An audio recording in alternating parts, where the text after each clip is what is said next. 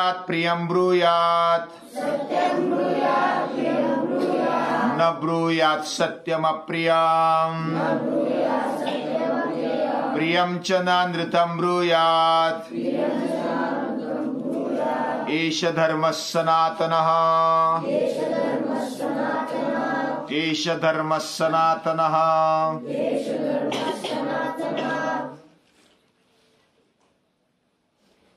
बालकृष्ण गोकुल में पले बढ़े,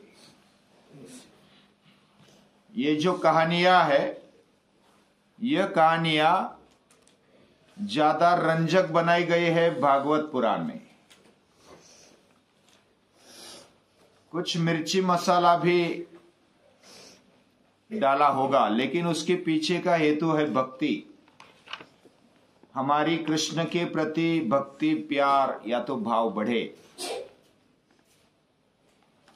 हमारा जीवन उससे संलग्न हो जाए, उससे घुल मिल जाए। इसके लिए कुछ कहानियां मनोरंजक बनाई है।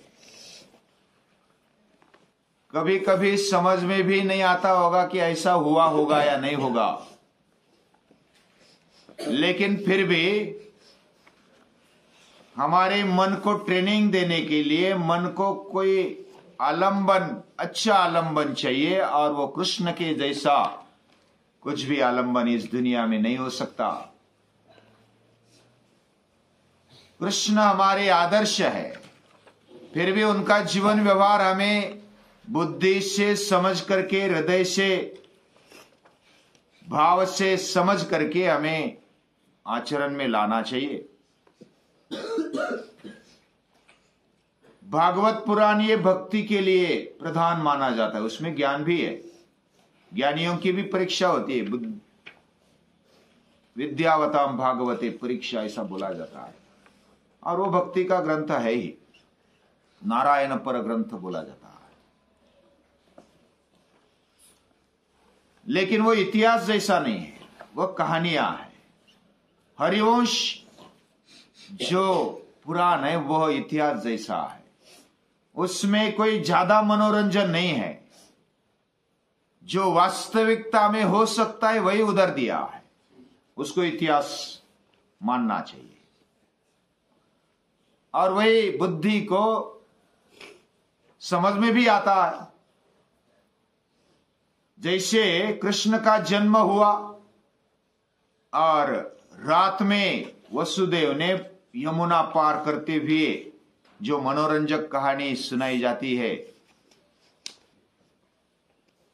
फिर वो बच्ची को लेकर आता है, इतना सारा बाढ़ आया है, बाढ़ आई है, और पर्जन्य भी एक सतत चल रहा है।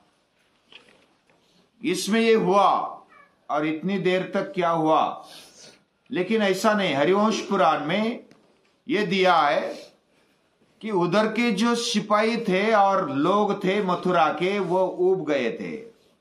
उन सैनिकों ने ही, उस रक्षकों ने ही वसुदेव को जाने दिया।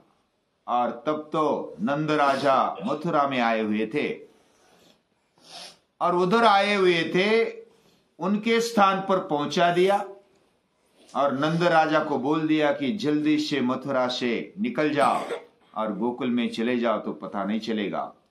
लेकिन उधर ही उधर वो काम हुआ था, ऐसा हरिवंश में लिखा है। इसका मतलब भागवत में जो भी कहा वह झूठा है ऐसा नहीं है। जो सत्य के प्रति ले जाता है, सत्य हितम सत्यम, हमारे जीवन को सत्य की तरफ, सत्य की राह पर ले जाने वाला जो भी है वो सत्य है। कदाचित कृष्ण ने गोवर्धन पर्वत नहीं उठाया होगा, उठा भी सकते, वो तो परम शक्ति है, कुछ भी कर सकते। पूरी पृथ्वी को, पूरे ब्रह्मांड को उठाकर रखने की ताकत जो रखता है, वो पर्वत नहीं उठा सकता क्या? उठा सकता है। फिर भी हमारी समझो बुद्धि नहीं चलती होगी, फिर भी हमारे मन को, हमारे जीवन को ऐसा लगना चाहिए कि पर्वत को उठाने वाला, गोवर्धन को उठाने वाला हमारा जीवन भी उठा सकता है, हमारी कुछ भी समस्या को उठा सकता है। ऐसा विश्वास पैदा हो, इसलिए ये कहानियां है। यानी जो भी ग्रंथ दिए हैं वह अलग अलग तरीके से हमारे जीवन को समृद्ध बनाने के लिए, सर्वांगीण विकास के लिए दिए हैं, और उससे हमारा और प्यार बढ़ना चाहिए कृष्ण के ऊपर। कृष्ण तो प्यार की मूर्ति है, प्रेम की मूर्ति है। बचपन में जो भी लीलाएं की, पूरे जीवन भर जो भी जीवन जिया, वह बहुत ही अनाकलनीय लगने के बावजूद भी अभ्यास करने योग्य है, अध्ययन करने योग्य है। उन्होंने गोकुल वृंदावन में खेल खेले, दही अंडी फोड़ी, गोवर्धन को उठाया, अलग अलग राक्षसों को मारा, और फिर मथुरा में आ गए और मथुरा में कंस चाणूर को भी मार दिया।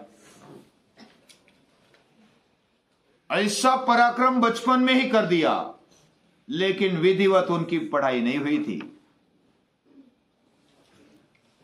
तो उन्होंने, यानी पिता ने, वसुदेव जी ने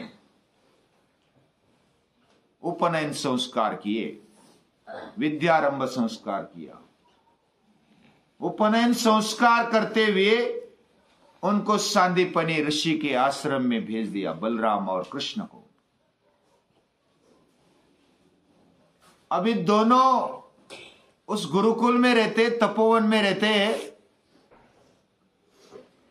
जब ये संदेशा मिल गया सांदीपनी ऋषि को और उधर के विद्यार्थियों, कृष्ण और बलराम आ रहे हैं हमारे विद्यालय में, हमारे गुरुकुल में, तपोवन में, तो उनको बहुत आनंद हुआ। सांदीपनी ऋषि भी बहुत प्रसन्न हो गए। कितने प्रसन्न हुए? वह तो त्रिकालदर्शी है, ऐसा माना जाता है। यानी भूतकाल, वर्तमान काल, भविष्य काल को भी जानने वाले, उसको त्रिकालदर्शी बोला जाता है। ऐसे परम शक्ति को कृष्ण ये पूर्ण अवतार है, और ऐसी ये कर्तुम मकर्तुम अन्यथा कर्तुम शक्ति, जिसका ध्यान मैं हर रोज करता हूं, वह स्वयं अपने पांव चलकर मेरे पास विद्या ग्रहण करने के लिए, आशीर्वाद लेने के लिए आ रहा है। इससे बड़ा सौभाग्य क्या हो सकता है? उनको बहुत खुशी हुई। उनका ध्यान भी नहीं लगा जिस दिन वो आने वाले थे। और ये खबर, उस समय तो कोई फोन नहीं था, लेकिन ये खबर ऐसे कानों कान इधर से उधर चली जाती थी। और कंस को मारा, बलराम ने मुष्टिर को मारा। इतने छोटी उम्र में इतना बड़ा पराक्रम कर दिया, तो उनका तो बोलबाला होना ही होना था। बच्चों को भी कुतूहल लगा कि कैसे होगे कृष्ण, कैसे होगे बलराम। और जब रथ पर बैठकर आएंगे तो कौन पहला देखेगा कृष्ण को, कौन पहला देखेगा बलराम को। कोई पेड़ पर चढ़ता, कोई झोपड़ी पर चढ़ जाता, कोई टेकड़ी पर चढ़ जाता, और ऐसा अनायास से सांदीपनी ऋषि का भी मन नहीं लगा पढ़ाने में। अनायास अनाध्याय हो गया। अनाध्याय यानी अध्ययन नहीं हुआ। उसी कुतूहल में कृष्ण कैसे है, कृष्ण का बचपन का कैसा जीवन है, बस बातें करते करते उनका दिन गुजर गया। और दोपहर के बाद शाम तक कृष्ण आते हैं रथ में बैठकर। कृष्ण ने पूरा जो भी अलंकार और जो राजा के वस्त्र होते थे वो पूरे निकाल दिए, और जो तपोवन में, गुरुकुल में वस्त्र पहनने चाहिए वो सामान्य वस्त्र पहनकर पूरे अलंकार निकाल दिए। और सामान्य विद्यार्थी बनकर के रथ तो बाहर ही छोड़कर चला गया। उसके बाद कृष्ण और बलराम आते हैं और उनका स्वागत करते हैं। सभी विद्यार्थी स्वागत करते हैं। विद्यार्थियों में गपशप होने लगी। कृष्ण उनमें मिल गया। सांदीपनी ऋषि और गुरु माता का दर्शन करते हुए उनको विद्यार्थियों में आ गए। विद्यार्थी बोलने लगे कि आपको शहर में रहने की आदत है, महल में रहने की आदत है, तो हम आपको हमारा जो ओढ़ने का जो है वो दे देंगे। आपको इधर ठंडी लगेगी क्योंकि उधर तो बड़ी बड़ी बिल्डिंग है और इधर तो झुपड़ी में रहना है, ठंडी लगेगी। तो एक बोलता है मैं मेरा कंबल दे दूंगा, एक बोलता है कि मैं कल तुझे दूध पीने की आदत है ना, तो मैं मेरा हिस्सा का दूध तुझे दे दूंगा। एक बोलता है तुझे कपड़े धोने की आदत नहीं होगी, तो मैं कपड़े धुला कर दूंगा। एक बोलता है कि लकड़ी लानी पड़ती है, स्वयंपाक करना पड़ता है, रसोई करनी पड़ती है, तो मैं लकड़ी लाने की, तेरी हिस्से की जो लकड़ी है ना मैं लाऊंगा, तेरी हिस्से की रसोई मैं करूंगा, तुझे आदत होने तक मैं संभाल लूंगा। ऐसे एक दूसरे में बातचीत हो रही है। ठंडे पानी से नहाना तुझे कदाचित ज्यादा ठंडी लगेगी, लेकिन उनको क्या मालूम कि वो यमुना में कितने कूद लगाते थे, बाढ़ में तैरते थे, उनको मालूम नहीं था। क्षिप्रा नदी के नजदीक संदीपनी ऋषि का आश्रम है। क्षिप्रा नदी में हर रोज जाना होता है, उस क्षिप्रा नदी में स्नान करने के लिए, ठंडा ठंडा पानी और उसमें नहाना। वैसे कृष्ण ने तो यमुना में कूद लगवाई थी और कालिया का मर्दन किया था। अभी छोटी छोटी कहानियां उनको मालूम नहीं थी। वैसा एक दूसरे से कितना प्यार भरा वातावरण। कृष्ण को लगा, बलराम को लगा कि ऐसा वातावरण होना चाहिए। एक दूसरे को कितना संभालते हैं, कितना प्यार करते, कितना निर्मल ऐसा प्रेम है, कितनी निस्वार्थी भावना है। ऐसा गुरुकुल, ऐसा तपोवन होना चाहिए, हर गांव में होना चाहिए। और ऐसी समाज व्यवस्था है तो कुछ झगड़े की, कुछ ऐसी दंगा फसाद की बात नहीं आएगी। ऐसे गुरुकुल गांव गांव होने चाहिए, तपोवन गांव गांव होने चाहिए। ऐसे श्री कृष्ण जीवन दर्शन में पूजनीय दादाजी ने बताया। अलग अलग जवाबदारी गुरुकुल में होती थी, तपोवन में होती थी, तो उनको भी जिम्मेदारी दे दी गई, कृष्ण को भी, बलराम को भी। अभी कुछ दिन हो गए, कुछ दिन होने के बाद जो दुर्बल विद्यार्थी थे, कोई ऐसे ज्यादा न बोलने वाले विद्यार्थी थे, उनकी मस्करी करते थे बड़े बड़े, और मस्करी करते हुए वो रो जाते थे। छोटे छोटे दुर्बल थे, छोटे थे। छोटा होना क्या क्या अपराध है? क्या दुर्बल होना अपराध है? उनको तो सबल बनाना है। कृष्ण उनको समझाते लेकर कि दुर्बल को सबल बनाने वाला सच्चा मित्र होता है, सच्चा साथी होता है। जो छोटा है उसको संभालने वाला बड़ा होता है। और ऐसा समझाते हुए देख सांदीपनी ऋषि और मां देखती है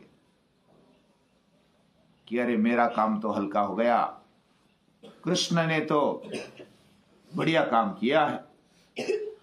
जो काम मुझे करना पड़ता था, कृष्ण ये काम कर रहा है। उनको बहुत सुकून लगा, उनको शांति लगी कि इतना झगड़े मिटाना, उसको समझाना, बच्चों को समय देना होता है, नींद गंवानी पड़ती है, क्या क्या नहीं करना पड़ता। तो कृष्ण ने ये काम उठा लिया। कृष्ण को फिर वो लेते हैं, ये पूरी आश्रम की व्यवस्था संभालेगा, जो भी नियोजन है वो करेगा। अभी वो क्या अध्यक्ष बन गया कृष्ण, बहुत ही कम दिनों में अध्यक्ष बन गया। लेकिन अध्यक्ष बनने के बाद भी एक दिन क्या हुआ, गुरु तो चले गए बाहर। बाहर जाने के बाद फिर उसको लकड़ी लेने का काम आता है और वो कृष्ण के हिस्से पर है। तो बाकी साथी बोलते हैं कि तू मत जा, तू अभी जिम्मेदारी से, तुझे बाकी सारे भी काम है और ये भी जिम्मेदारी निभाने है, तो तू मत जा, हम जाते हैं तेरा काम करने के लिए। तो कृष्ण बोलते ऐसा नहीं होना चाहिए, ऐसा नहीं होगा, क्योंकि मैं व्यवस्थापक हूं, मैं जिम्मेदार हूं, तो मुझे खुद वो काम करना चाहिए। जो भी जिम्मेदार है उसने खुद ने काम करना चाहिए, जितनी शक्ति बन सके उतना काम करना चाहिए। दूसरे से सहायता तब भी ले जब मेरी कैपेसिटी समाप्त हो जाए, मेरी क्षमता कम हो जाए, या तो मैं कर नहीं सकता तब सहाय लेना चाहिए, तब तक सहाय नहीं लेना चाहिए। मैं कर सकता तो मुझे करना चाहिए। फिर वो स्वयं जाते हैं लकड़ी लेने के लिए, रसोई बनाते हैं। तब तक गुरु आ जाते हैं, सांदीपनी ऋषि आ जाते हैं। उसके पहले गुरु माता आ जाती है। गुरु माता बोलती है कि बाकी लोगों को भेजना, तू तो कोमल है, तू जंगल में जाएगा, ये कैसे कर सकता है। लेकिन कृष्ण बोले कि नहीं, मैं जाऊंगा। और जिम्मेदार उसी को बोलते हैं जो पहले काम करता है, जिम्मेदारी उठाता है।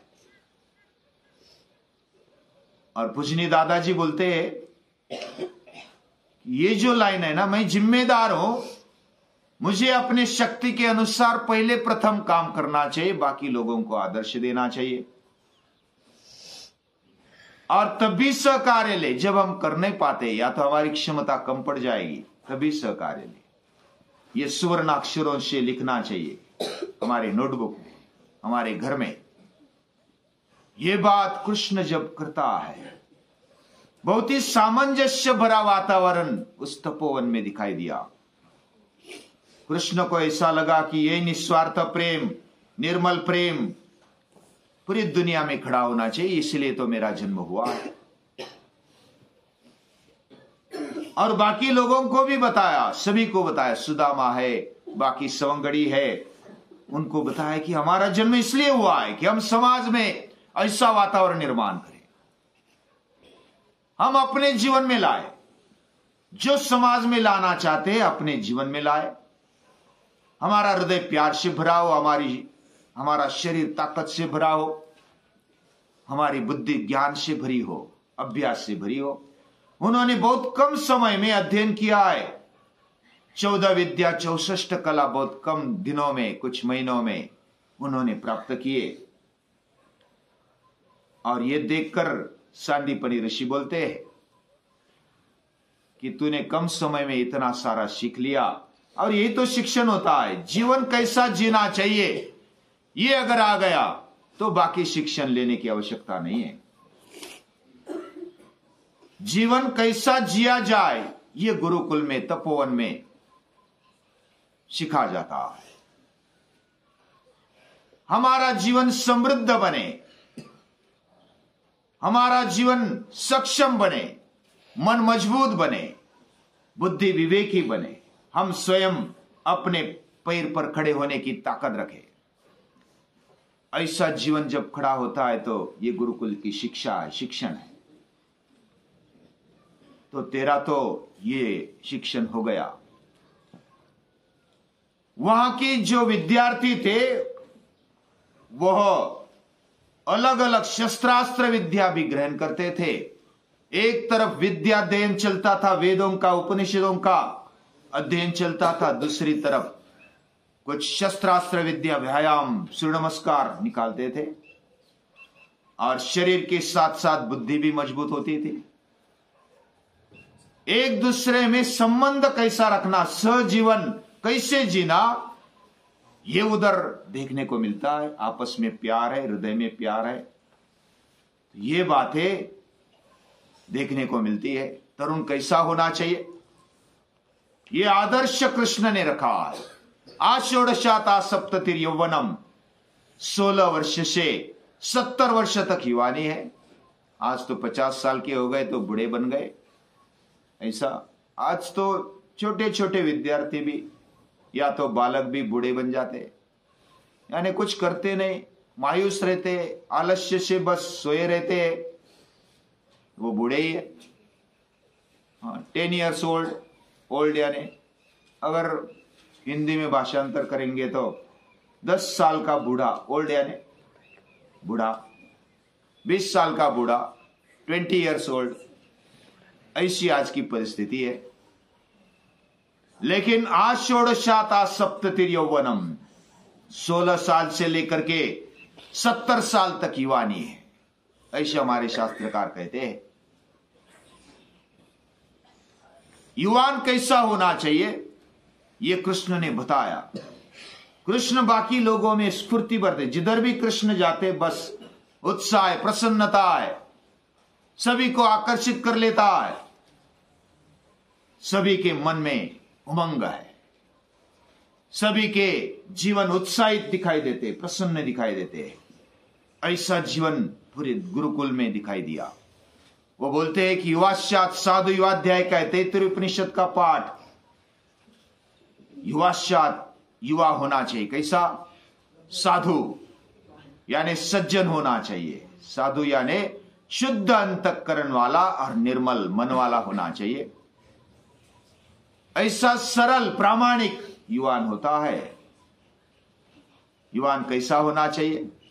ये बात है। युवाश्चात साधु युवाध्याय का आशिष्टा दृढ़िष्टा बलिष्ठा, वो आशावान होना चाहिए। दृढ़ आशा उसके जीवन में होनी चाहिए। वो बलवान होना चाहिए। वो बलवान के साथ साथ दृढ़िष्ट दृढ़ निश्चय होना चाहिए। बस होगा तो करूंगा, नहीं तो बस बैठ गया। मैं करूंगा, आई कैन डू, ये वृत्ति होनी चाहिए युवानों में। और उसके चरणों में पूरी पृथ्वी की संपत्ति आ जाती है। तस्येयं पृथ्वी वित्तेन पूर्णाशा। वह संपत्ति के लिए लालच नहीं होता, लेकिन उसके पीछे संपत्ति आ जाती, पृथ्वी आ जाती है। वह बलवान होता है, वह आशावान होता है, दृढ़ निश्चय होता है। वह साधु भी होता है, सरल है, प्रामाणिक है, शुद्ध अंतःकरण वाला है और सतत अध्ययनशील है। ऐसे कृष्ण को जब हम याद करते हैं तो पूजनीय दादाजी ने जो समझाया, पूजनीय दादाजी ने भी जैसे प्यार भरा जीवन, ज्ञान से भरा हुआ जीवन कृष्ण का दिखाई देता है, तो पूजनीय दादाजी का भी जीवन ज्ञान से भरा हुआ होने के बावजूद भी भाव से, प्रेम से भरा हुआ है। और प्रेम से कितना सारा खड़ा किया है पूजनीय दादाजी ने। जो खड़ा किया, आपस में जोड़ दिया, मानव मानव को जोड़ दिया, पूरा परिवार खड़ा किया प्रेम से, भाव से। और ये बड़ी ताकत प्रेम में है। 2.5 अक्षर प्रेम का पढ़े सो पंडित होए। ऐसे प्रेम को अपने जीवन में आदर्श रखने वाले, दिलाने वाले ऐसे कृष्ण को, पूजनीय दादाजी को नमस्कार।